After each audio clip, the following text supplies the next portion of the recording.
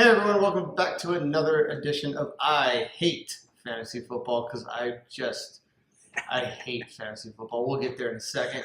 For Crazy MFJR, I am the captain and we are ready for week one. Josh, are you excited? I am. I'm ready to go. I hate you. All right, let's go ahead and get our rant out of the way. Okay. So week one is here. Yep. And I just hate fantasy football. I love it. So Ezekiel Elliott, Yeah, he's great. yeah, he's suspended, but not for Kind week of. one. Yeah. He's suspended for week two and beyond, probably. Maybe. Yeah, we'll see. But he's definitely going to play week one. Yeah, he is. Hey, Josh, who are you playing this week? Good question. Who am I playing? I hate you. Yeah. I told you it'd be okay. I hate fantasy football.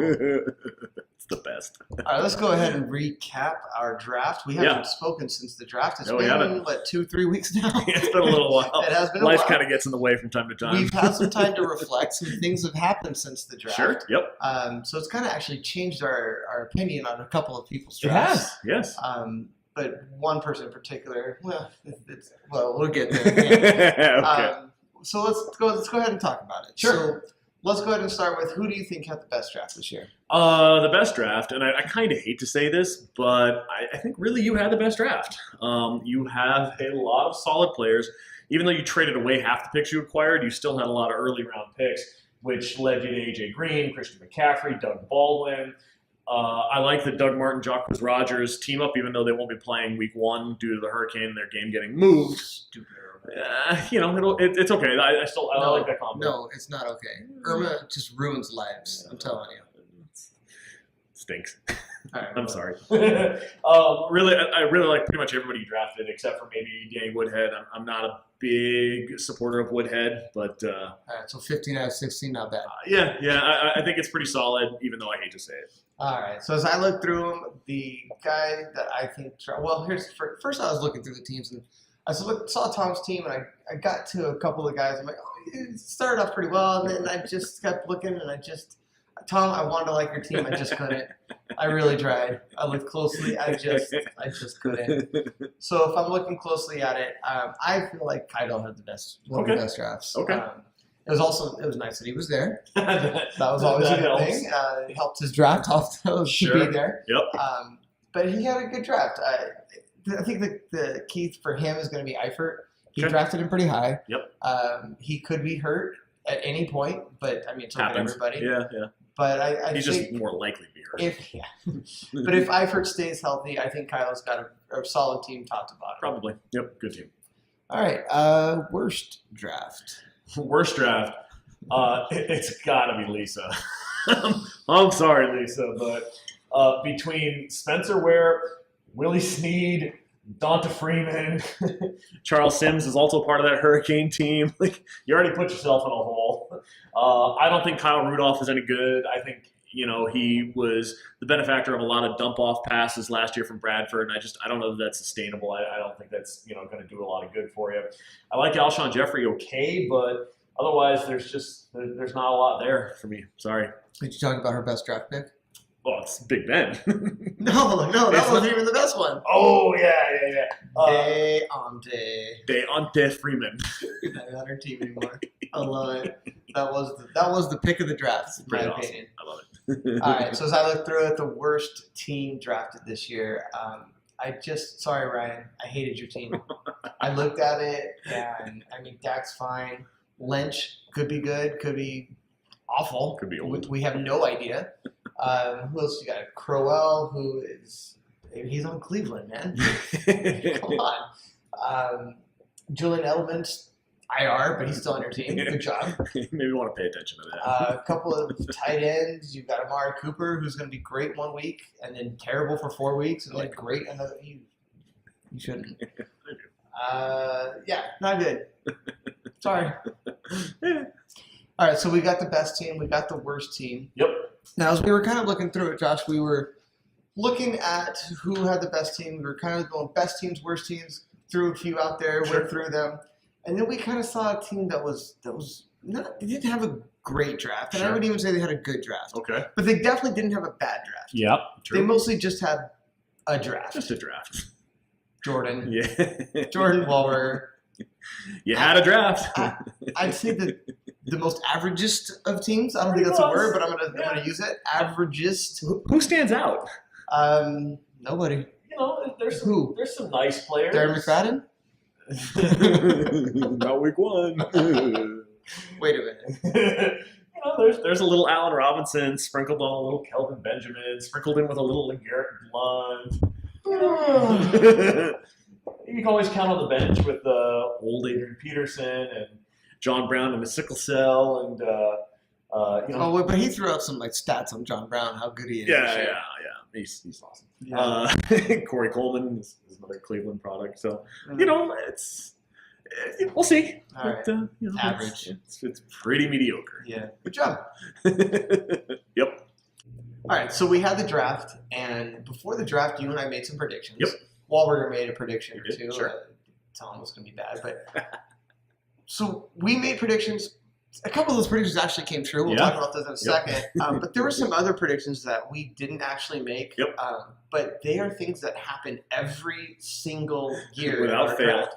Without fail, these things happen. Josh, can you enlighten us on some of these things Sure. that certainly happen every single year without fail? Happy to. One of the Estradas, in this case, Lisa, always takes Ben Roethlisberger. She Yet was again. mad about it when she did it. She didn't want to do it. She did it anyway. Jeff loves backup running backs, and this year he has 3. 3 backup running backs. Bilal Powell, technically a backup running back. Yeah. Thomas Rawls, definitely a backup running back. James White, definitely a backup running back. So week 8, he should be good. Yeah, Maybe. or not. Okay. Beyond the free agent wire. Tom loves him some Brandon Marshall, and also loves him some Eddie Lacy. He just cannot get away. We just, you know, if we expanded the keepers, we could just give them to Tom. It doesn't I really didn't think we matter. need to expand the keepers. Just Tom. Tom, you get to keep 2 extra. Those 2 guys.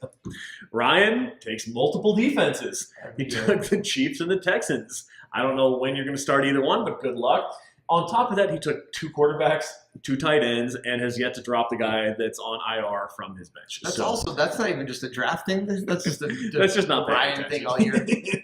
Kevin can never, ever leave a draft without 2 quarterbacks. I think he would pull all of his hair out and wouldn't know what to do with himself if he had to leave the draft with only 1 quarterback. He's got to get that backup for the bye week. Yep, always.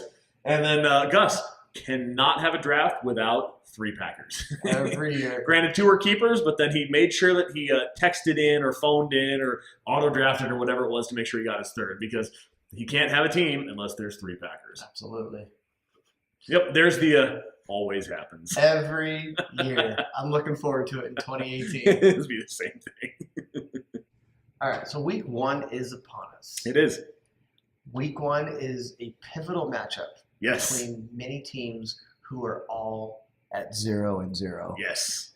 The winners of this week generally go on into the, I don't know what I'm saying. It doesn't matter. Like, it's week 1, man. It's week 1. Yeah, we don't really know.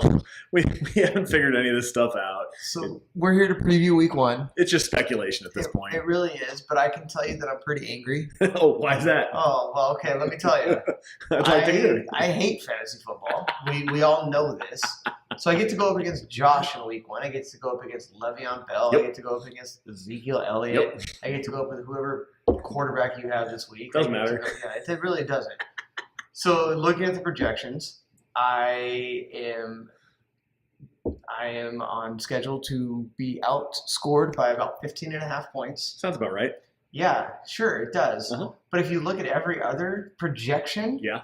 I would be favored in every one of the matchups.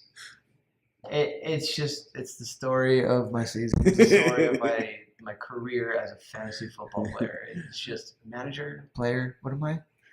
The IC champ. I am Captain Constellation. Yep. Stupid game. What do you see in week 1? So, hard to tell exactly what's going to happen. Just all we have is speculation, really, at this point. Josh is going to be Darren. Well, that's a given. I mean, that's not really that that up and down.